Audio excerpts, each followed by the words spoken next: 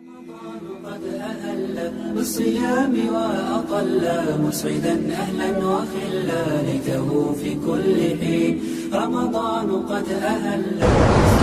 ایک آپ کو عجیب مقدمہ سناتا ہوں. میرے نبی کے دور میں ایک عدالت میں مقدمہ آیا، دنیا کی تاریخ میں پہلا اور آخری مقدمہ.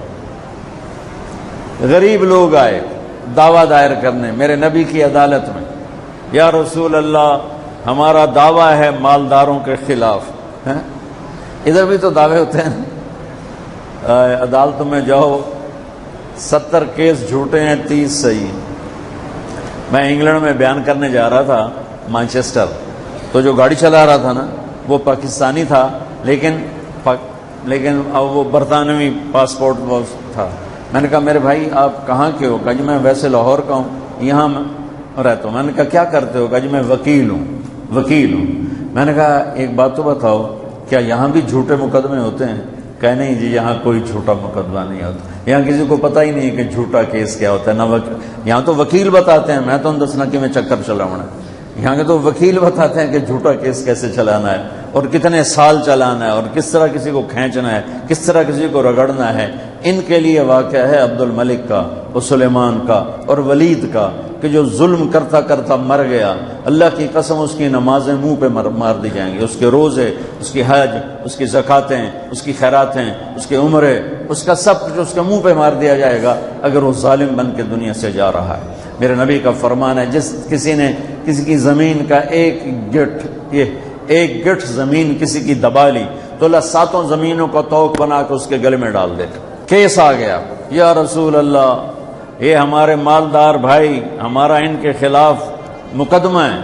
آپ نے پوچھا کیا مقدمہ ہے؟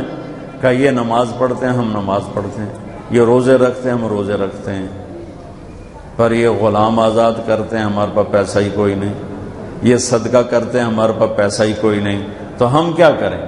یہ تو آگے نکل گئے، ہم پیچھے رہ گئے. تو میرے نبی نے فرمایا تمہیں ایک کام بتاتا ہوں، تم ہر فرض نماز کے بعد 33 دفعہ سبحان اللہ، 33 دفعہ الحمدللہ اور 33 دفعہ اللہ اکبر، یا کسی روایت میں 34 دفعہ اللہ اکبر پڑھا کرو تو تم ان سے آگے نکل جاؤ گے. وہ سارے بڑے خوش ہو گئے. اچھا اب مجمع میں بات چلی ہے تو سب کو پتہ چل گیا. کچھ دنوں کے بعد وہ بات پہنچتے پہنچتے مالداروں کے پاس بھی پہنچ گئی، تو مالداروں نے بھی شروع کر دیا. جب مالداروں نے بھی شروع کر دیا تو پھر غریب لوگ آ گئے، اصحاب الصفہ یا رسول اللہ وہ تو بڑا مسئلہ خراب ہو گیا. کیا ہو گیا؟ کہ وہ مالداروں نے بھی شروع کر دیا، اب ہم کیا کریں؟ تو میرے نبی نے فرمایا اب میں کیا کر سکتا ہوں، یہ میرے اللہ کا فضل ہے، جس کو چاہتا ہے دیتا ہے. بھائیو اس طرح زندگی گزاریں، اس طرح شوق بنائیں کہ مرنے سے پہلے اللہ جب موت آئے تو میرا اللہ مجھ پہ راضی ہو. حضرت عمر رضی اللہ عنہ یہ فضا کیسے باقی رہی؟ حضرت عمر رضی اللہ عنہ کا زمانہ ہے اور حارث بن ہشام، سہیل بن عمر، ابو سفیان، یہ چند سردار جو تھے نا یہ حضرت عمر کے سامنے بیٹھے تھے. اکرمہ بن ابی جہل. تو اصحاب صفہ آئے تو حضرت عمر نے کہا بھائی ذرا آپ پیچھے ہو جاؤ، ان کو آگے بٹھا لیا. سلمان، بلال، پھر مقداد آئے، صہیب آئے، حضرت عمر نے کہا ذرا پیچھے ہو جاؤ، ان کو آگے بٹھا لیا. پھر دوسرے آئے، آپ نے کہا تم ذرا پیچھے ہو جاؤ. ایسا کرتے کرتے سرداروں کو جوتیوں پہ بٹھا دیا اور غریب غلام آگے بٹھا دیے. جب مجلس ختم ہوئی تو حضرت ابو سفیان کہنے لگے آج عمر نے ہمارے ساتھ کیا کیا؟ تو حارث بن ہشام، سہیل بن عمر کہنے لگے کیا کیا؟ کہ دیکھو سرداروں کو جوتیوں پہ بٹھا دیا اور غریبوں کو سامنے بٹھا دیا. تو اس پر سہیل بن عمر نے کہا اس میں عمر کا قصور نہیں، ہمارا قصور. ہم نے اسلام لانے میں دیر کی، ہم پیچھے رہ گئے، انہوں نے پہل کی، وہ آگے نکل گئے. تو اب ایک دم، حالانکہ یہ بالکل فتح مکہ پہ ایمان لائیں، ان کو نبی کی صحبت کے چند دن ملے ہیں، لیکن ایک ماحول بنا ہوا تھا، اس ماحول کو میں بتا رہا ہوں. یہ آپس میں کہنے لگے چلو دنیا کی تو خیر ہے پیچھے رہ گئے، اگر آخرت میں پیچھے رہ گئے پھر کیا ہوگا؟ اس خیال کا آنا تھا کہ چاروں آگے حضرت عمر کے پاس کہ عمر تم نے ہمیں سامنے سے اٹھا کے جوتیوں پہ بٹھایا، ٹھیک ہے ہم حقدار ہیں، لیکن ہمیں پریشانی یہ ہے کہ ہم چاہتے ہیں کہ آخرت میں تمہارے برابر ہو جائیں، ساتھ ہو جائیں، آگے تو جا نہیں سکتے، پیچھے نہ رہ جائیں، کوئی راستہ ہے؟ تو حضرت عمر نے فرمایا ان لوگوں نے اللہ کے نام پہ اپنی قربانیاں پیش کی، تم اللہ کے نام پہ اپنی جان پیش کرو، مال پیش کرو، تو تم بھی ان کے ساتھ ہو جاؤ۔ تو یہ کہنے لگے جی بالکل ٹھیک۔ تو یہ سارے قریش کے سردار مکے آئے اور مکے سے بمع خاندانوں کے انہوں نے ہجرت کی، 400 بڑے سردار انہوں نے مکہ چھوڑا۔ جب یہ مکے سے نکلے تو سارا مکہ رو رو کے برا حال کر رہا تھا۔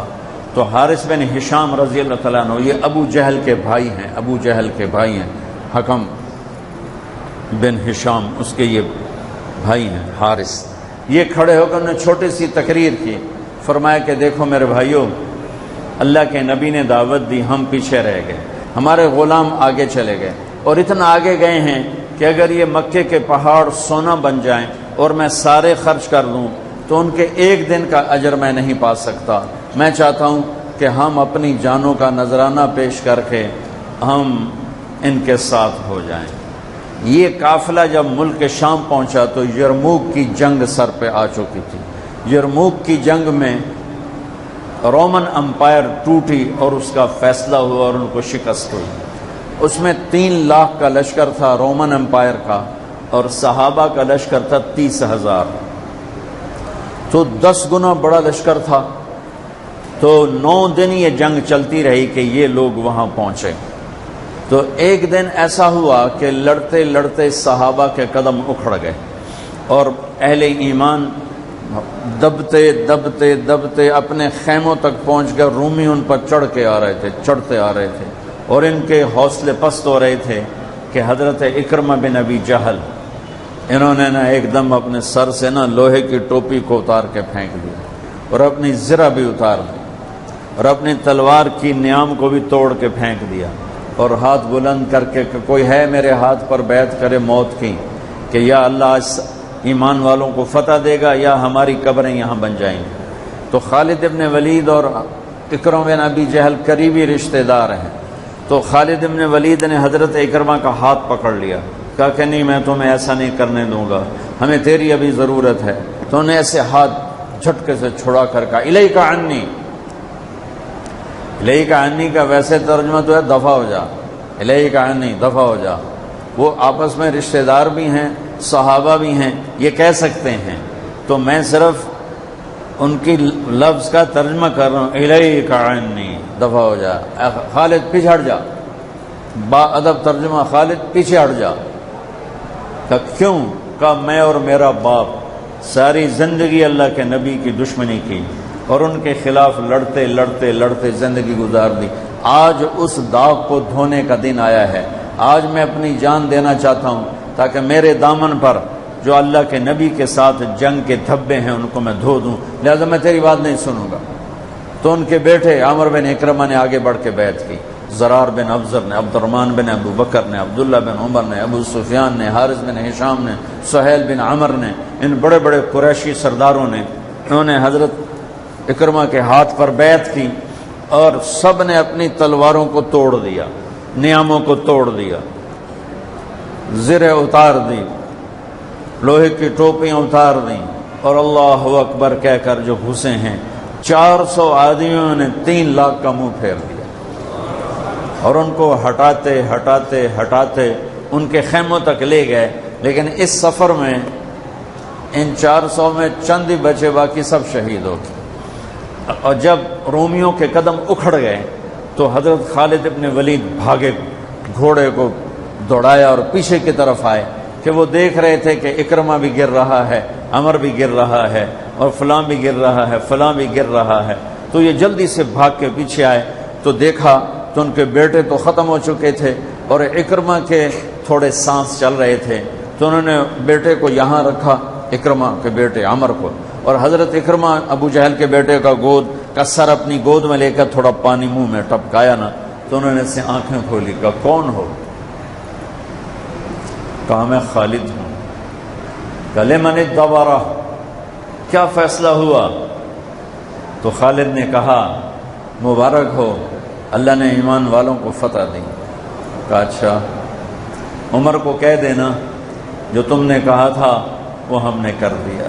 آئے ہائے، اور ساتھ ہی جان نکل گئی۔ تو خالد ابن ولید کے ایک دم آنکھوں میں آنسو آئے اور انہوں نے غصے سے کہا کلا زعم ابن الحنتمۃ اللہ نستشہد۔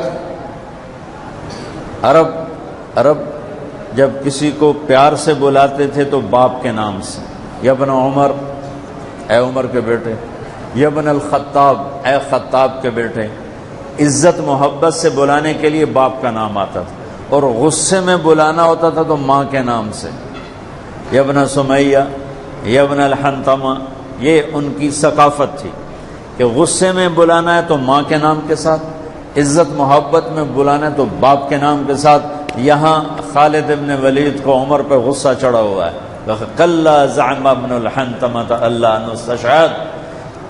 اب خطاب کا بیٹا عمر بن خطاب، یہ نہیں کہا خطاب کا بیٹا، حضرت عمر کی ماں کا نام لے کر کہا کہ اب حنتمہ کا بیٹا یہ نہیں کہہ سکتا کہ ہم نے اللہ کے نام پر اپنی جانوں کا نذرانہ پیش نہیں کیا۔ یہ ایک میرے نبی نے ماحول بنایا تھا، یہ ایک فضا بنائی تھی۔ میرے عزیزو، یہ میری چند باتیں، ان کا خیال کرو گے تو انشاءاللہ بہت فائدہ ہوگا۔ في كل حين رمضان قد أهل بالصيام وأطل مسعدا أهلا وخلا ليته في كل حين، ليته في كل حين.